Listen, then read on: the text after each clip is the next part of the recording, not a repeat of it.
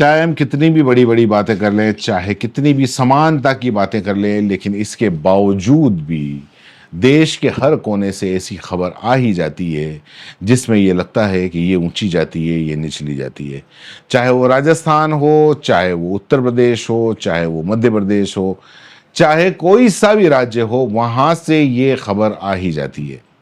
चाहे हम एकता अखंडता की बात करते करते कितनी बार हमें याद दिलाया जाता है कि हम 21वीं सदी में हैं, लेकिन फिर भी हर बार हर दिन कोई ना कोई खबर हमको सुनने को मिलती है, पढ़ने को मिलती है, जिसमें जाति धर्म का भेदभाव हो रहा हो, जाति के हिसाब से किसी के साथ में भेदभाव किया, कोई दलित है, कोई आदिवासी है, कोई निचली जाति है, कोई ऊंचली जाति है। तो ये सारा के सारा रोज कहीं ना कहीं हम देखने को मिल जाते हैं, रोज कहीं ना कहीं हमें पढ़ने को मिल जाता है। और ये मानसिकता इतनी हावी है कि लोग अगर किसी की खुशी का मौका है तो वो भी नहीं देखते।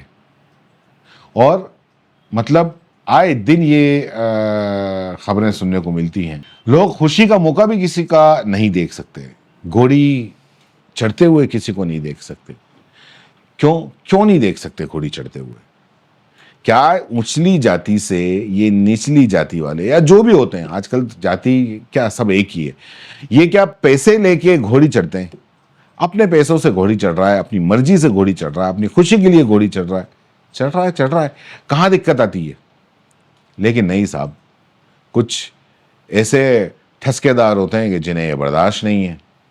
अभी एक मामला ऐसा ही सामने आया और मतलब इसमें आरोप तो ये लग रहा है कि जो उपद्रवी थे उन्होंने दूल्हे के साथ चल रहे बारातियों को जाति सूचक गालियां भी दी, दूल्हे पर बंदूक तान दी, उसे जबरदस्ती घोड़ी से उतारा, बीच बचाव करने आए परिजनों पर हमला किया और साथ ही साथ जो चल रहे बैंड वाले थे उन्हें भी गालियां दी, गाना बजाने से रोक दिया।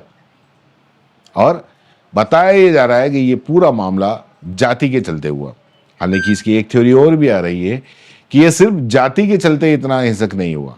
तो आखिर क्या है, आपको दोनों थ्योरी बताते हैं और आपको पूरी खबर बताते हैं, क्योंकि इसकी जो बैकग्राउंड में स्टोरी क्या है, फ्रंट में स्टोरी क्या है। दरअसल 6 मार्च को ये पूरी की पूरी जो घटना है वो आगरा की है, क्योंकि देश के कोने कोने से इस तरीके की घटनाएं आती हैं और हम आपको बताते रहते हैं।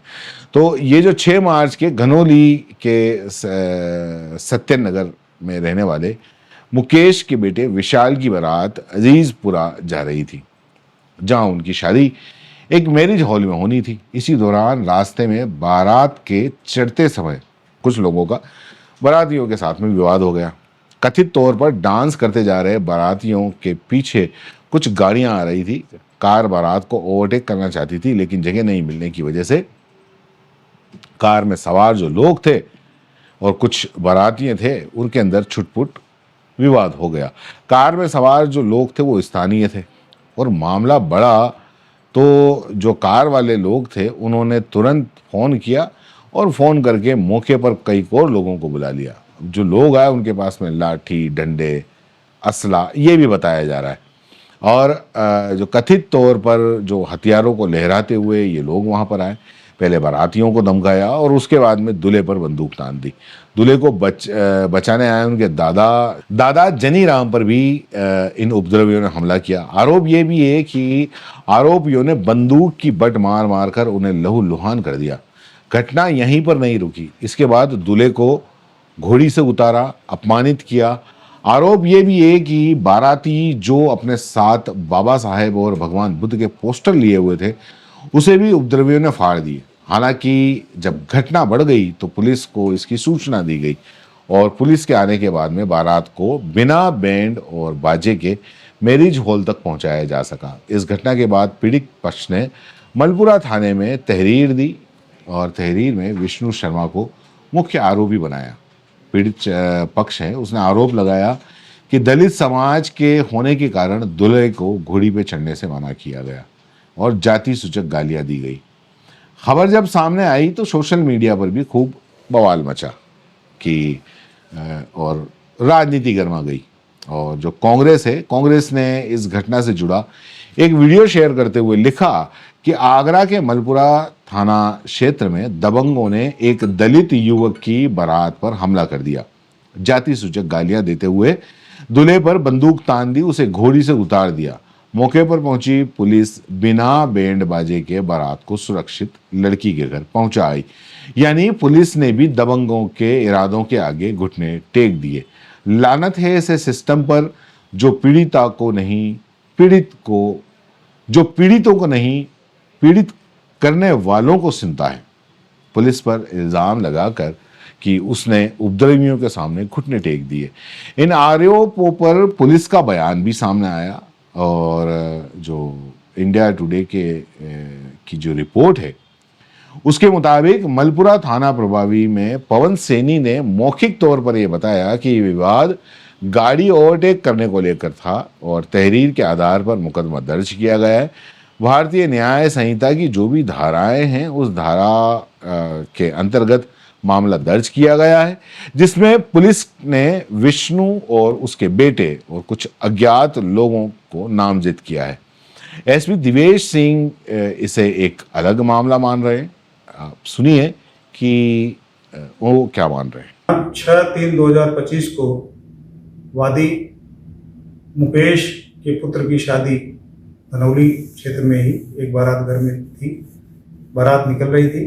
विपक्षी विष्णु के बेटे की भी शादी धनौली कस्बे में ही थी। वो भी बारात में निकल रहे थे। क्योंकि रास्ता सकरा था, बैंड बाजा मेन रोड पे था और उनकी गाड़ी निकलने के लिए दिक्कत हो रही थी, जिसमें उन्होंने हार्न बजाया गया। तो हार्न बजाने के बाद भी कोई नहीं हटा, तो आपस में इसी बात को लेकर कुछ विवाद हुआ था। विवाद के बाद दोनों पक्ष अपने अपने बारात में चले गए थे। यह तथ्य एप्लीकेशन में प्रकाश में आया कि वादी के पुत्र को घोड़ी नहीं चढ़ने दी गई, बारात को रोक दिया गया। यह तथ्य असत्य पाया गया। बारात दोनों की निकली, बारात सकुशल निकली। बारात में किसी प्रकार का विघ्न नहीं हुआ, लेकिन कहासुनी हुई थी, जिसके संबंध में अभियोग दर्ज कर लिया गया है। वैधानिक कार्रवाई की जाए। तो इस पूरे मामले के अंदर जो भी थ्योरी थी, जो भी आरोप लग रहे थे, वो हमने आपको बता दिए। आपको क्या लगता है कि क्या हुआ होगा यहाँ पर? नीचे कमेंट बॉक्स में जरूर बताएं।